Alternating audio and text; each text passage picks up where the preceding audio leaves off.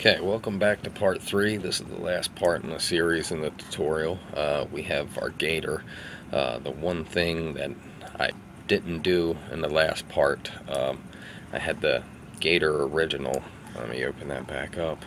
I actually saved it out as a JPEG. Not sure anyone caught that or not, but you want to save this back out as an EPS because that's what I saved the last one at. So go EPS and add that to the desktop. And I will go back and make sure that this is updated. Gator EPS, Gator original EPS. Open that up, and it populates in there. It's populated. Now let's go ahead and export the PDF X1A, and we will export that to the desktop, which it's doing right now. And keep in mind, this is only one image. There's 3 images that I would put on here, and this is a rather small ad. It's a 5 inches wide by 10 inches deep ad. And let's go ahead and grab that PDF file and get this thing open. And let's go ahead and open up the other PDF file, and we have 2 PDF files now wide open. And one is 1.1 megabyte and one is 1.7 megabyte.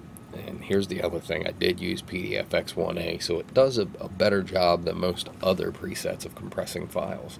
But, and as I said, this is one file, so you're talking about 0.6 megabyte difference in file size. And if you have full page, full page, full color ad that you're going to run, this could be exponentially increased, especially if you're doing like an auto ad or a real estate ad and you're placing lots and lots of photos and images onto a page. Well, let's take 1.1 divided by 1.7. Let's see. So you're talking a 64.7% increase in file size with just one image. And you multiply that by 3 images, and you're talking a full page, full color ad.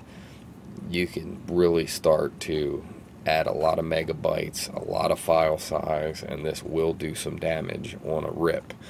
You definitely want to avoid that. You want to try and place these images into that InDesign file at 100% or close to. I would say you don't want to deviate, but plus or minus 5 to 10% from that original file size in terms of scaling in InDesign. So you want to get your image to 200 dpi in Photoshop, and you want to resize or resample your image in Photoshop to that size, the closest size that you're going to put it into InDesign before importing it into InDesign. This is so important because you're going to have to FTP this file, burn this file to a disk, send this file in an email, and pass this file through RIPs. And you want the file size to be as manageable as possible in order for a smooth flow completely through the system. Well, anyway, this concludes my tutorial on effective and final image resolution, and I hope you put this into play.